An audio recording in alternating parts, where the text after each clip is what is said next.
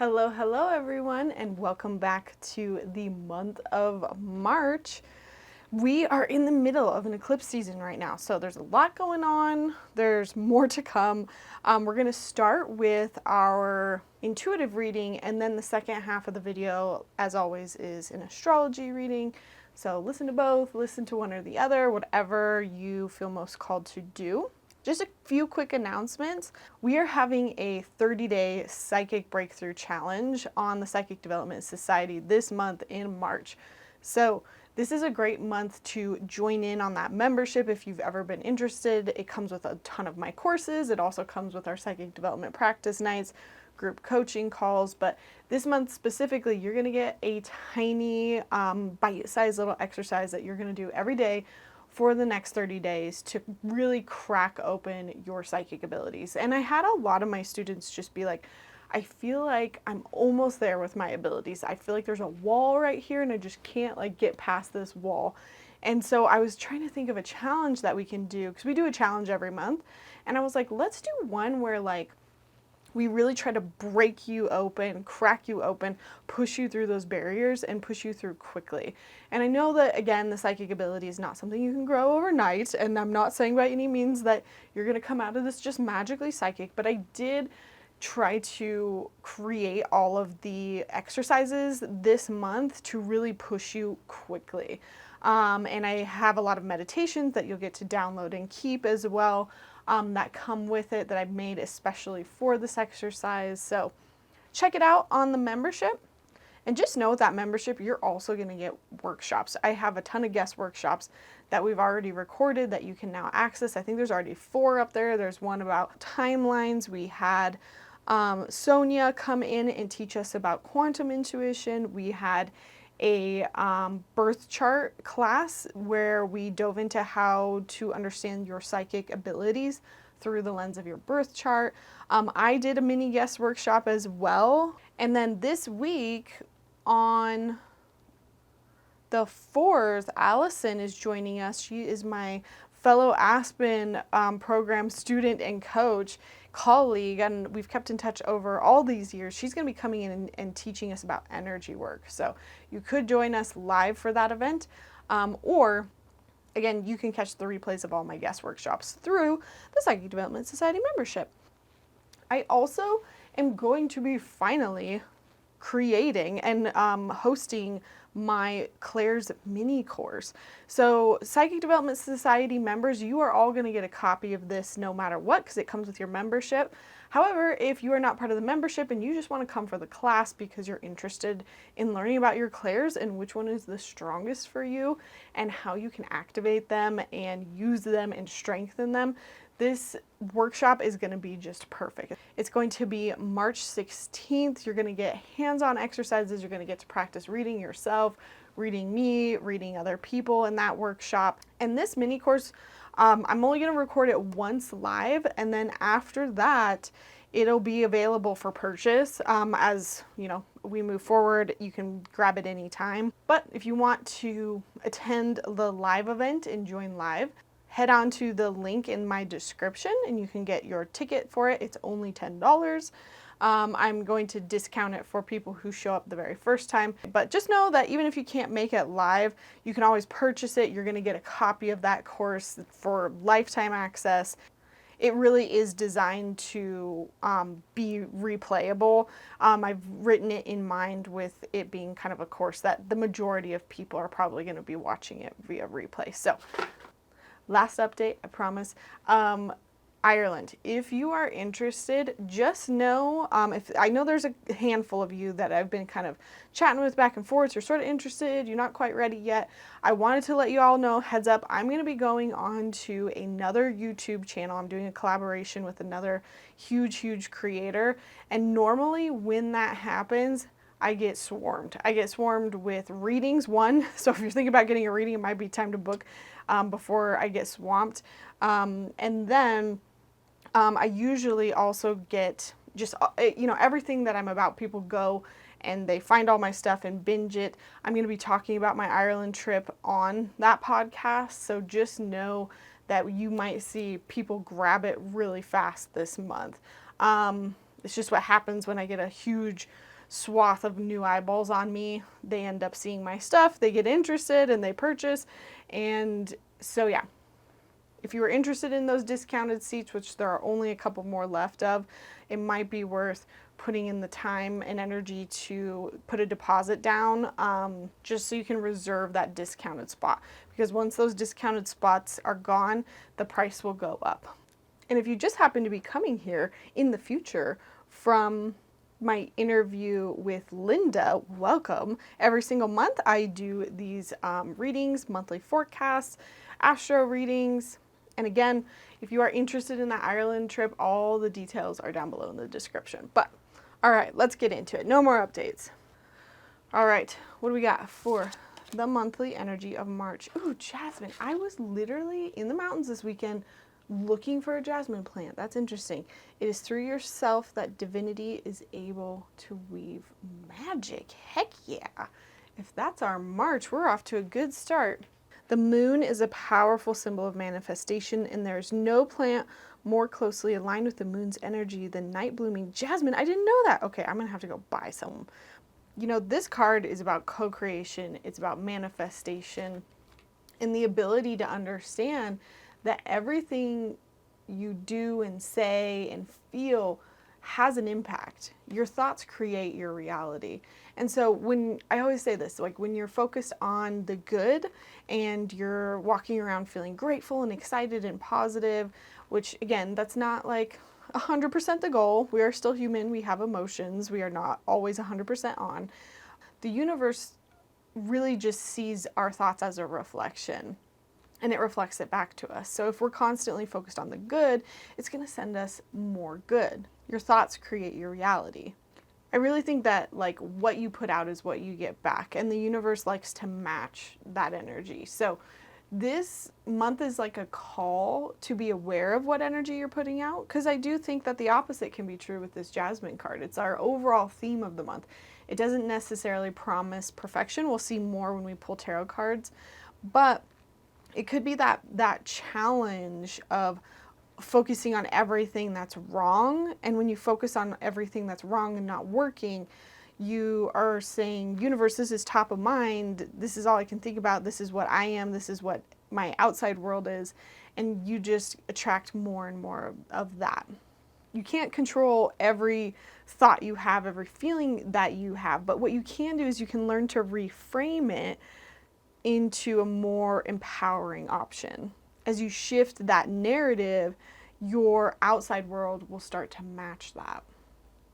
So I'm genuinely surprised. Hell yeah to manifestation for March. Let's see exactly how this is gonna show up. Okay.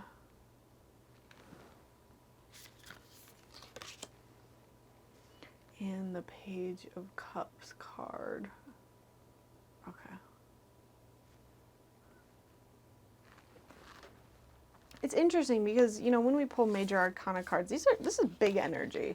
And there's a lot of things that we are manifesting because we're going through a period of having to dig deep and draw upon resources and realize a version of ourselves that's a lot stronger than we thought. And the manifestation is coming from this. It's coming from this place of strength, of pulling through, digging deep, patience, compassion. It's not about like forcing it. It's about that determination. And I feel like, you know, this month we're maybe seeing some of those manifestations that we've been putting a lot of time and energy into. You know, we've been pushing and pushing to build it in the back. Again, maybe not pushing, but gently nurturing it with the Strength card. And then there's this element of like, I feel like this is us with the Page of Cups card. And it's that we're kind of being open to new downloads, new thoughts, new ideas. Like, honestly, this is just like the intuitive messages card. And so I love this combination because what this is telling me is that it's this combination of hard work that we've done in the past mixed with following our intuition, following that inner guidance that helps us manifest, which I really do think that that is like the two pieces of what manifestation is, of like what being lucky is in somebody else's eyes, is when opportunity meets preparedness. This being like more of the opportunity, this is that preparedness. You're jumping on it when it feels right and when it feels correct. It feels like there's a shift. Like I wonder if this is still coming like post these eclipses or something. And it does feel a little bit like relational, like you're meeting people, or this is kind of coming about through the relationships in your life, possibly. Again, the hardest part of this month is just going to be all about intention, because every month I pull like a, hey, what's our biggest obstacle card? And that's this simmer pot. It says earth, air, fire, and water await an enchantment steeped with intention. And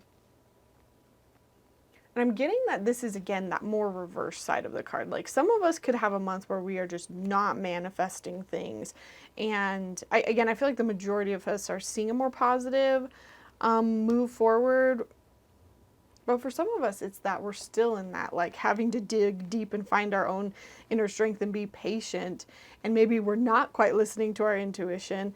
And again, with the intentions of like, you know, if you're constantly focused on everything that's going wrong, that's the simmer pot you're creating. It's a simmering pot of bad intention, bad thoughts, bad emotions. And again, I'm not villainizing emotions. It's just, you know, how long are you going to sit in that? And if you're constantly focused on lack and you're making this simmer pot full of lack and gunk and grossness, then you're going to have a disgustingly gross simmer pot. And that's not going to be what you want to manifest. You want it to be filled with sweet intention. It's like being in charge of your mental faculties, for lack of a better word. It's like you have to understand the situation with logic. You have to understand how you feel. You have to be practical and patient, but then you also have to take action when the time is right. That's kind of what the earth, air, fire, and water symbolize. But there is this like beautiful synergy that will come together if you can be on top of all of those things. And again, I think that's kind of the embodiment of this strength card. And then what you were doing is we're getting intuitive downloads of like, okay, it's time to go. It's time to do this. It's time to do X, Y, Z. And that's how you start to manifest things. Man, this is just like, they're hitting us over the head with this intention theme. Because I asked, like, how do we thrive this month? And this is eggshell pots. Connect with the essence of your purpose within your intention and all will be revealed. This is like, think about these eggshells. They're a vessel. They're holding the magic, holding the vision. And so again, with this manifestation this month and this strength, it's that sometimes we might have to hold this vision even when we don't quite see the outcome yet.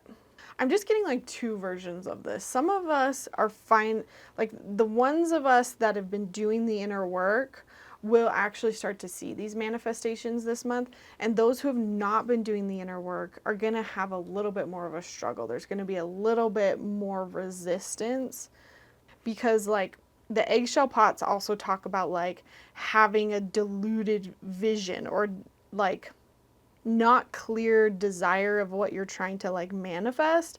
And that lack of clarity is literally like not helping you manifest that dream. Like if this month you're feeling discouraged, it's like stopping and asking yourself, like, what are you really trying to accomplish? And like, why are you trying to accomplish? What's the motivation behind it? You know, you have the ability to manifest and to co-create anything, but sometimes it's not manifesting and not working because that lack of clarity is just not there. Or it can even just be as simple as lack of confidence, not believing in yourself, not believing you have the ability to manifest. It's probably that more likely.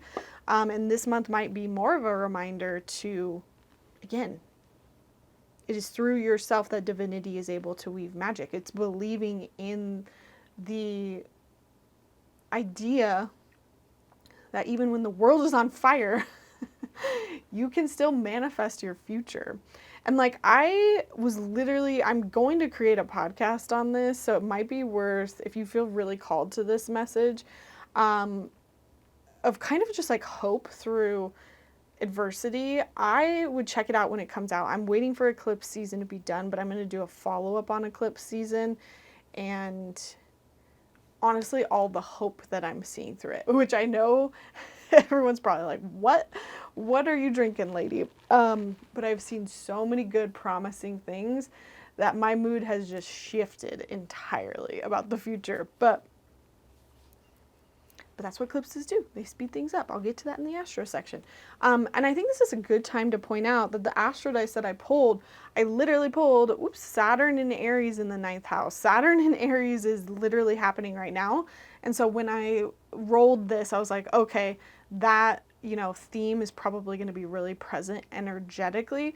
And Saturn in Aries is restrictions, but also like wanting to go, go, go. It's that symbolism of like pushing on the gas pedal and the brake pedal at the same time. And you're not able to move forward. So there might be a frustration for some of us this month that like our manifestations are not working. And if you feel that push and that pull or that lack of clarity as well, just because I know the Saturn is also still conjunct Neptune for a while, so I'm just intuitively feeling like this is about that lack of clarity. Similar to the eggshell pots, get back in touch with yourself, get back in touch with your intuition. This might be a perfect month to jump on that 30-day cracking your abilities open. It's funny that I use that terminology, and it's also like Easter, and I'm getting the eggs in my cards that I'm using. But there might be a little bit of restrictions this month. I feel like, again, for the majority of us, we're kind of seeing, well, I shouldn't say the majority, but for a chunk of people, I am seeing this be a real positive month where everything is finally manifesting. And it's in the 9th house too, so this could show up a little bit more in your personal beliefs, your beliefs about the world, your philosophy, the way you learn new things, the way you gather information. The 9th house is just religion, wisdom, education, travel. It's like belief systems. And being able to see things from a much bigger perspective, big picture perspective. I think truly overall, the people that are going to thrive this month are the people that can look beyond the craziness, that can still have clarity in these moments, which again, easier said than done. See that bigger picture, really get in touch with what is it that I'm trying to bring in? What is it that I'm trying to manifest? How can I show up in all areas of my life to bring in that manifestation? And I think this month will be really powerful for it if you can make it happen. And as always, I like to end by asking, is there anything else we need to know about this month? They want to give me like 3 cards. Maybe I should just allow that.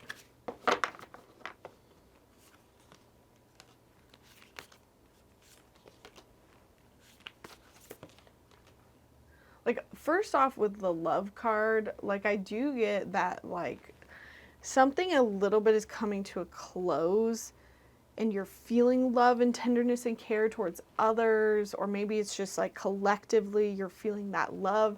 And it's almost that love for others kind of fuels you, which I love. And it could even be just relationships in your life, which I find that interesting because Mercury's in retrograde and there's a lot of things coming up this month that sort of match but don't match that. So relationships might have a bigger draw this month. What are we compromising? Lovers. The relationship between yourself, but the relationship also between maybe legitimately someone else. So it could be that you're literally having to make a compromise with your partner, a family member, or this could be just that finding that compromise within yourself of like, I need to figure out a new way to take care of my mental health, my physical health, my emotional health, and I've got to cut something out. I've got to make that compromise so that I can take better care of myself. Or I do feel like this is going to come up with relationships as well, of like, you might get into a bit of an issue with somebody this month, and you have to reach a compromise, an agreement, a solution, and that might just be a huge theme of this month. But again, there's something about the aftermath of this that just brings more love into the situation, which I really like. Okay, then the challenge card. What's another challenge that we're not seeing? Temperance. You might be being pushed into a lot of new things right now. A lot of new energy. It feels like a lot. The challenge is not resisting it. Because I pulled this reversed, and sometimes I read reversals. And it's like the challenge is allowing that. It's choosing the middle path as well. That's another interpretation of temperance. It's that she's got two chalices, and technically they're both in the original tarot. They have different liquid, and she's like moving them back and forth into each other's chalice to mix it up. So it's like you can't have the best of both worlds. You have to have a mixture of both. And so that just is interesting to me, because I do feel like overall what they're trying to say is like, there is a compromise, there's a challenge with relationships this month, 100%. Try your best to work through it. You know, this could even be some of those Page of Cups emotions coming up that kind of like get in your way of manifesting all these other cool things over here that you're trying to work on. So know that that might be a challenge. Know that you might have to compromise. This compromise and temperance can almost be the same card. And that it's almost like this background annoyance of like, oh, I have to deal with this relationship problem. This is so annoying. But at the end of it, it will bring more love and more togetherness, whether that's either to yourself or to you and that person. But this thing needs to be handled and dealt with, essentially. Oh, I forgot our psychic ability card for the month. Which, side note, you guys, guess who is developing her own psychic development oracle deck? Well, you'll see this pretty soon, but Tana is my business coach. I've got one more month left with her, and she's just been invaluable to me. But she made this psychic development oracle deck. She doesn't sell them anymore. But Tana is helping me create my own version of this. Now, it's not going to be the exact same deck. This is her and her philosophy, which I completely agree with a lot of her coaching style. We were both drawn to each other for that. But I'm going to make my own version. And she's going to teach me exactly how to make an oracle deck. And I'm so stinking excited. So hopefully soon you'll see my deck in place of this. If you want to know how I do that, that's stuff I'm going to cover in my Psychic Development Academy.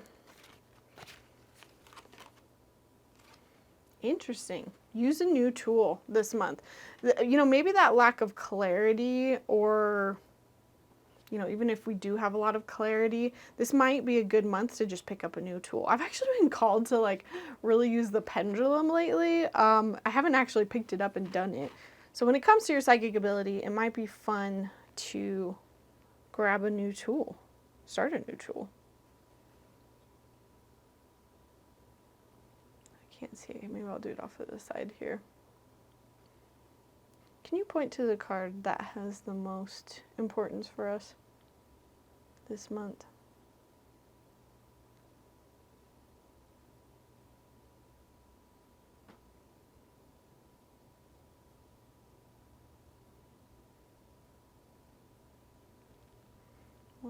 It's going in circles over this compromise one. Interesting. All right, friends, let's get into the astrology reading. Just a reminder, all of these decks I have linked down below if you're interested in getting your own. Alrighty, friends. Did you survive? Did you make it through February? It's still not over with. At the time of recording this, I'm recording this on the 2nd, gonna get it up the same day. we are still in the middle of eclipse season. There's still a lot of leftover stuff that we are bringing from February into March. So the first half of March is a little bit more intense, whereas the second half we get a lot more of a reprieve. But yeah, let me know how it went. I legitimately had so many amazing things happen and so many bad things happen at the same time that it just was just a lot of events. So I'm so curious how it turned out for you guys. But again, we are still, tomorrow is the Virgo eclipse.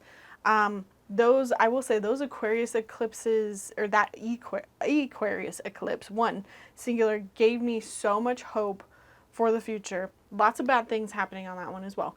But I'm going to cover that in a post-eclipse podcast. I feel like I've been doing a lot of those lately. In that podcast, I'm also going to cover some of the Saturn moving into Aries events that happened and the future implications of that. I'm not going to do that in these. I don't usually go over the prior month. I might mention things here and there, but those eclipses were super important, are super important. Saturn moving into Aries was super important. That one gave me the most uncomfortableness, and I did not like that. But again, I'm leaving much more optimistic. So if you need some optimism, if you need some hope right now, keep an eye out for that podcast. I recently did another political podcast where I talked more about tech, surveillance, 2026 as a whole, and some upcoming stuff that I'm seeing happening. But I'll give a more topical, time-sensitive one pretty much as soon as we are out of the eclipse shadow, which is around the 11th. There's just honestly so many personal things that happened to me as well that were just absolutely nuts, that I think that they're good to share for those of you who are learning and you want to see how it's affecting me, just through example. And I've also been keeping a running list, an Excel document of everything that happens on the eclipse. It's shared in the Psychic Development Society and the predictions vault. I actually just changed the settings to where you can leave comments. So if you notice events that I'm missing, feel free to comment. I'm gonna just make this like a big communal Excel document where we track all the eclipses moving forward. And just a reminder, I offer birth chart readings, I offer astrocartography readings. I want to get to my zodiacal readings as well sometime this year. But let's get into where we've been first. So we're just coming off the heels of that Mars square Uranus, which was just a poop show. Exactly as I predicted, kind of with Trump, with Iran. I was up in the mountains this weekend and I was just not at all surprised. Not at all surprised. There was also some things that happened with Cuba that I'm keeping my eye on, but overall this month, we are just having Mercury in retrograde for basically the majority of the month. So that's kind of like big themes, overarching themes for March. Again, we just finished the Saturn-Neptune conjunction on February 20th. These still are pretty close to each other, but they're just now starting to like separate. And Saturn will be in Aries for about 2.5 years, but once these suckers finally separate, we won't have a Saturn-Neptune conjunction like that again until like, I want to say 2060 something. So the end of this month, these two planets will be outside of like a 3-degree range from each other. Not very much, but it won't be as intense. But just know, we're still kind of in that confusing, not quite sure what's real, not quite sure what's fake zone, you know? All those Saturn-Neptune themes. And we will have that energy still there. Honestly, I mean, it'll get less and less so, but once Saturn officially moves into Taurus, it'll be a lot less, because even when two planets are co-present in the same sign, you still get the effects. Not as much as when they're close, conjunct, but you can still feel it. So yeah, we've got, as of February, now we have 3 of our major outer planets in their new signs. We are just 1 planet away, which is an April thing, from having all 4 planets. But for now, we're not worried about that. We are just focusing on this new energy of what Saturn in Aries is like. If you are a Saturn in Aries baby, if you know you're going through your Saturn return, you would know this by if you have Saturn in Aries in your natal chart. Definitely go watch my February forecast because I talked about the major dates that you need to look out for, what your Saturn return is, all that good stuff. But yeah, if you were paying attention and tracking, you should have like noticed what happened when Saturn moved into Aries on that day. And it might be a little bit muddied because not only did it move into Aries, but it also went conjunct 0 degrees with this right after each other. So it's a little bit confusing. There's some things happening this month that will help us learn about this a little bit more. But please let me know what Saturn moving into Aries was like for you in February. This would have been around the 13th. I'll just tell you a couple things that happened to me. How do I even go into this without explaining it all? I'm in the middle, well, not the middle, I think the end by now of a really big family drama that was not really that intense until the eclipses, and then the eclipses just sped it up. And it escalated like super fast, and then it just got resolution super fast. It was just nuts. That was the biggest thing I've learned this eclipse season, is it pushes things along. Like my daughter this night decided during this eclipse cycle that she was done with the crib. She just freaking climbed out. She broke those literal barriers. The barriers dissolved over her crib. Not literally, but that's what Saturn Neptune is. The barriers could not hold her back anymore. She just leaps right out. And then it's like, okay, over the weekend we have to scramble and get her out of the crib, get her new bed set up. She's now training and figuring out how to sleep in a new bed. We've got to disassemble the old crib because we're done with babies. And then we had to buy new furniture because we had to kind of just rearrange the room. It's all just happened like so fast. And then by the end of this, it's like we went from a kid in a crib to a kid in a bed, and she's got like a whole new setup in her room. Oh, but I forgot to say with that drama, this is when the drama really picked up with my family, was when Saturn moved into Aries. And so I was thinking, oh gosh, it's going to be like a whole 2.5 year long thing, transit, but it ended up getting resolved pretty well in the eclipse. But this has to do with my family's RVs. But essentially that weekend, there was a lot of stuff going on around that. I was helping my dad with files around that. I was getting attacked by my family members, my extended family members. I also did my taxes. I forgot to say Aries is my 8th house. So other people's money, debt, and the family drama that we were having is around my family's business, which again, other people's money. Honestly, I'm having a hard time because I'm looking through my notes and it's so hard to know what was the eclipse and what was Saturn and Neptune and what is Saturn. So it might be a little confusing, but you should have got a little preview of that. I got like a real intense preview of what Saturn in Aries is going to be, but I think what it is I don't fully trust that it's completed, because as of the eclipses, it all got sort of cleaned up, this drama, but I'm almost like, but is it really? Like, is there still more here? It could absolutely be. Again, I'll cover that in my eclipse podcast so you can know a little bit more. I'm just a little hesitant to share it here because I know some of my family members watch my videos. And again, I'd only be giving that for the purposes of learning through, you know, what's been going on in my life so that you can see how it applies to certain houses. And then lastly, we've got our eclipses. So we're ramping up to the energy of this eclipse, and we'll still have another week of feeling that energy, and I'll write all this down. But we're still in eclipse season. We're still feeling that speed, that things moving very quickly. You know, I'll just start with the eclipses. You know, we have major beginnings, major endings with eclipses. Sometimes in your life, it doesn't always feel major, but for like watching what's happening in the world, it can absolutely feel that way. So on March 3rd, we have a total lunar eclipse in Virgo. Oh, sorry, I put my moon in the wrong spot. over here. Again, we see the rise and fall of prominent figures. That was ridiculously the case in Aquarius, the last one, with everyone falling out from the Epstein files. Eclipses speed things up. I even saw Shia LaBeouf. Like, I think he's going to be one of those. That just, he is rising up to the top, and he said some awful things about gay folks, and now I think he's going to just get shot down. I think his career, that might have been career ending. Let me talk about world implications, and then I'll go into personal ones first, or next. So this Virgo eclipse, this is one of a many series. We've had a lot of eclipses in Pisces and Virgo, more than average, and we still have many more to go.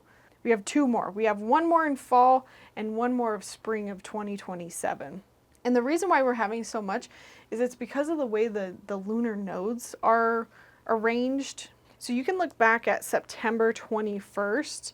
That was our last eclipse in these signs. And that's going to help you know kind of like what was going on in your life or what was going on in the world. Again, you are welcome to look at my document where I've been keeping track of everything. And you're probably, anything you see on that document that's within a Virgo or Pisces eclipse, you're going to see more of again. So already this cycle is synonymous with the Epstein files. It's almost like the Epstein files keep getting carried over and put onto each new eclipse cycle, but the US bombed Yemen on one of these cycles. We would have had one in September of 2024 when Trump's ear was shot, one in March 14th, 2025. That's when US struck Yemen. It's definitely synonymous with ICE being pushed into public areas a little bit more than I'd like them to be, a lot more than I'd like them to be. Russia, Poland. It's almost like Charlie Kirk and Turning Point come up.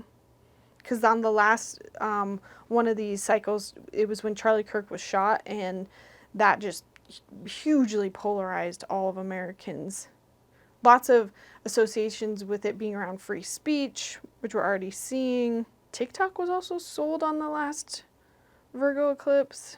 Again, Israel and Palestine, we already know that that was coming. And again, because I'm recording this on the 2nd, like, we're already seeing that effect. I mean, I think everybody knows by now, but if you didn't, Israel and US are currently bombing Iran. Again, I wouldn't be surprised if we see something happening with Greenland. Yeah, there's so much more that I'm not covering, but with this lunar eclipse, you know, Mercury is in retrograde, so we're kind of baking in that Mercury retrograde energy into it, which is like tech disruptions, miscommunications, having to go back and redo things. But Venus is making it a little bit better and a little bit happier here, so it's kind of mitigating that a little bit. But I'll also tell you what house this should be in based on your rising sign.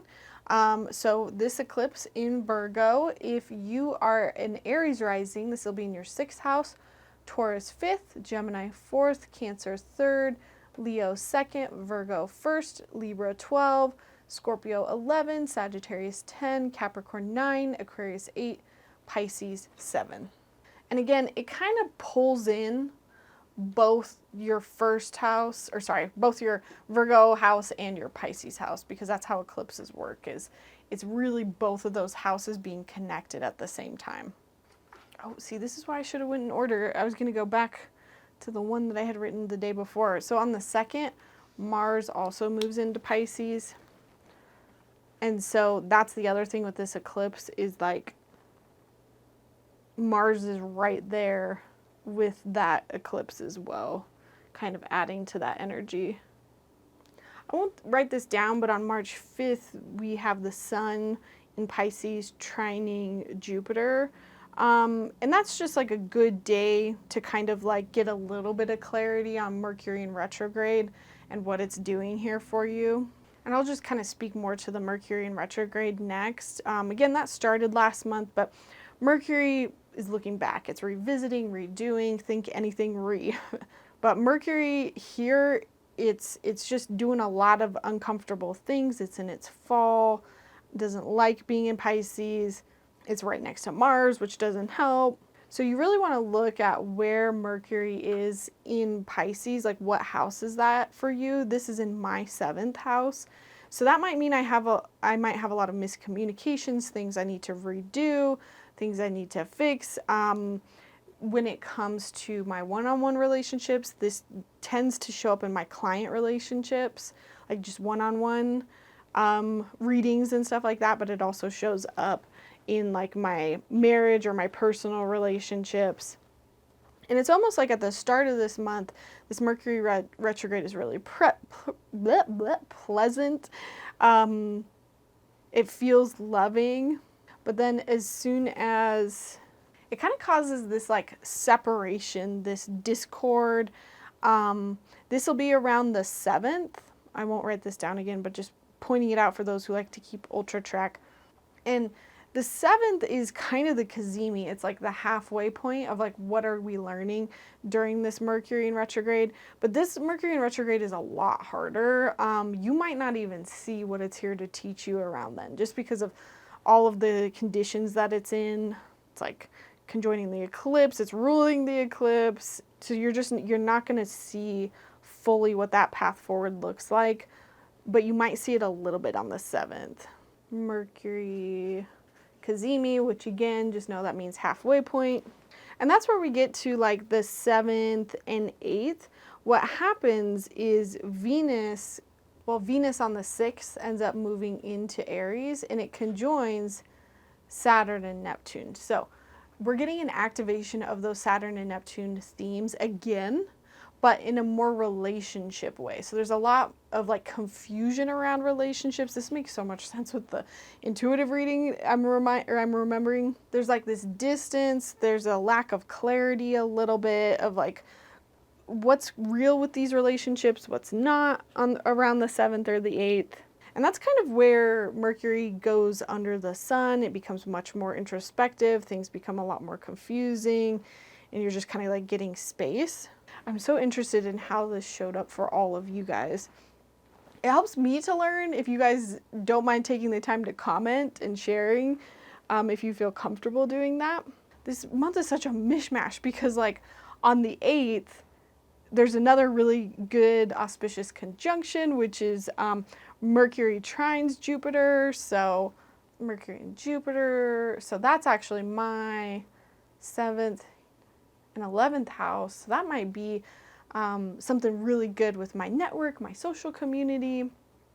So again, there's like good things happening, but also bad things happening. And it's all just kind of like right on top of each other. So it's a little difficult to tell where exactly it's going to manifest. But then on the 11th, we are out of eclipse season, like the shadow of it.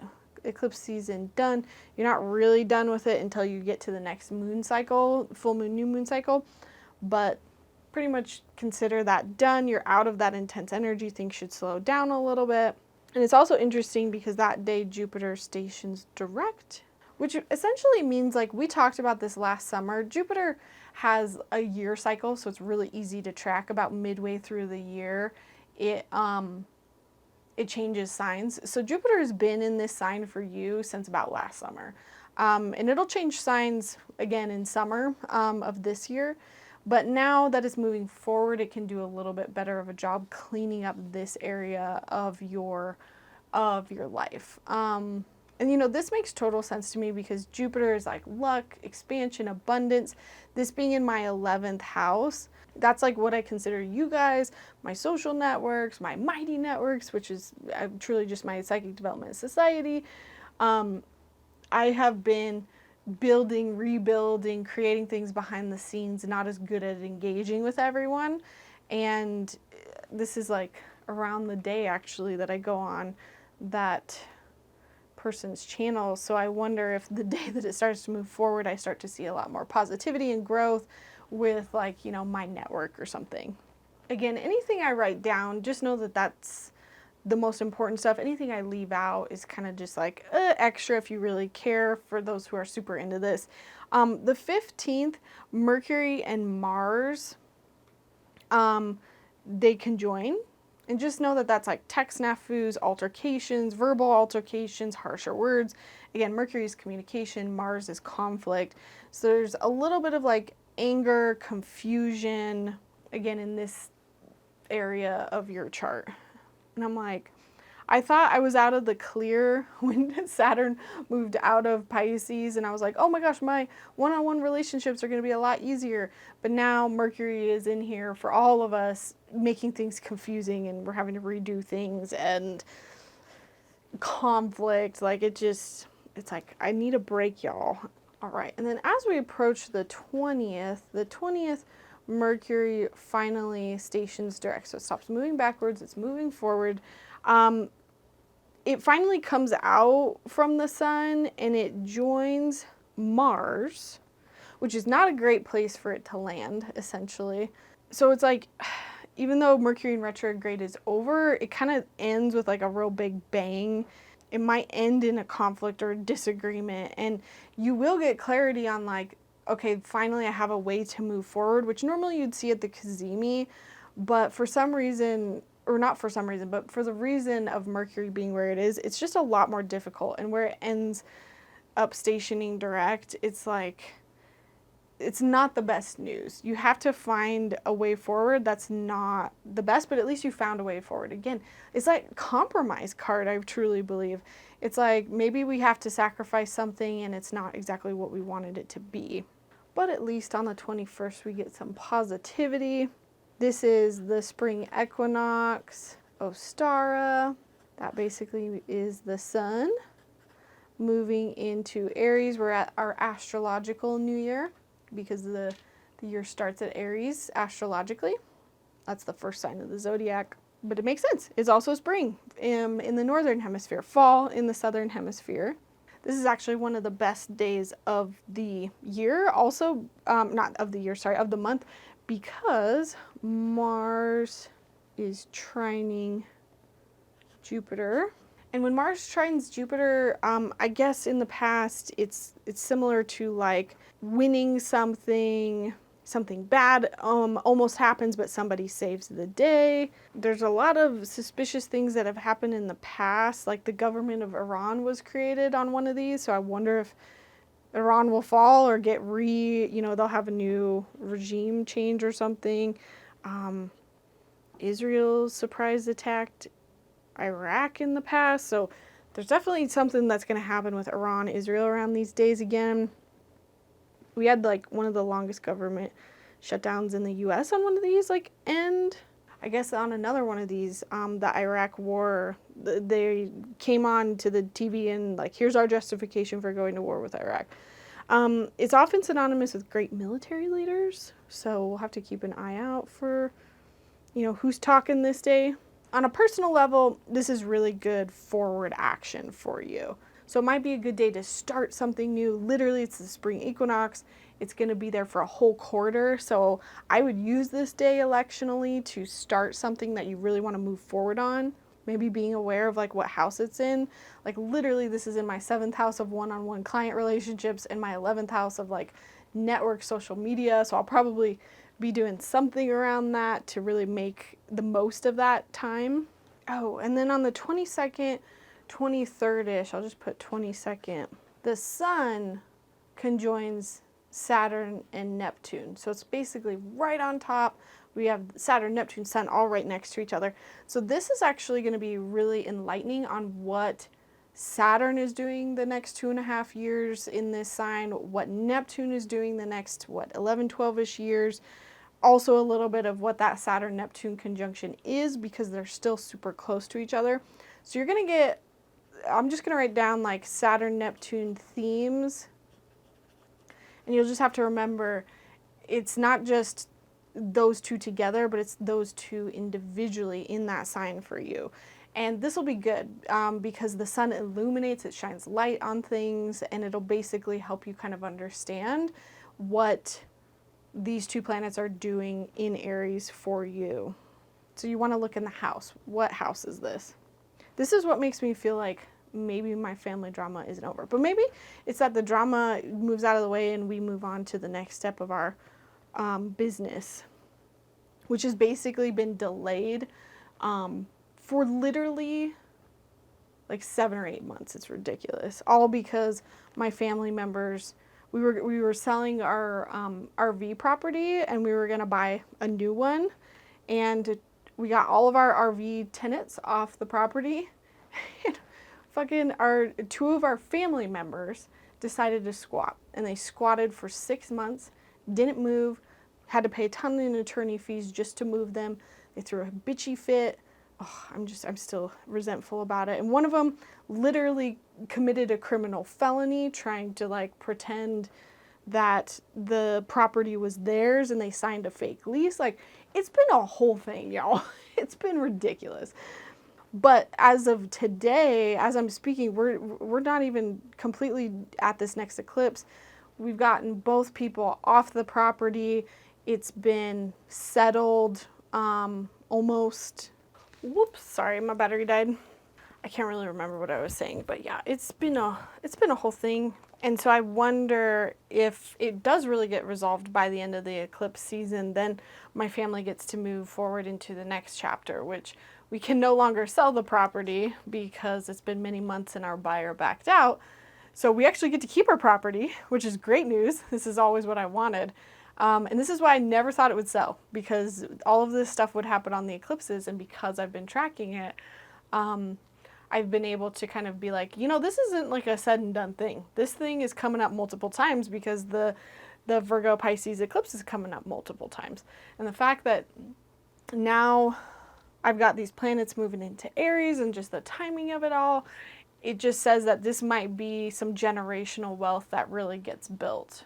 But the next 2.5 years of it are going to be tough because Saturn is going to be there bringing restrictions, but Neptune is now there bringing dreams and big ideas. But again, I'm kind of like, well, how much of that is me being Delulu because Saturn, Neptune? Is there something that happens on the 22nd that brings it back up, or just with any of this stuff? The Mercury retrograde. But I forgot to say that also on the 7th and 8th, I started talking about it. This is typical Mercury in retrograde, forgetting things all over the place. Those Saturn-Neptune themes are going to be highlighted as well.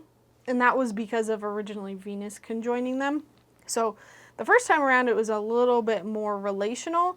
And then Venus starts to kind of move forward. And then on the 22nd, 23rd, the Sun conjoins them and just kind of shows it for what it is, minus any sort of like relational stuff. The Sun just illuminates.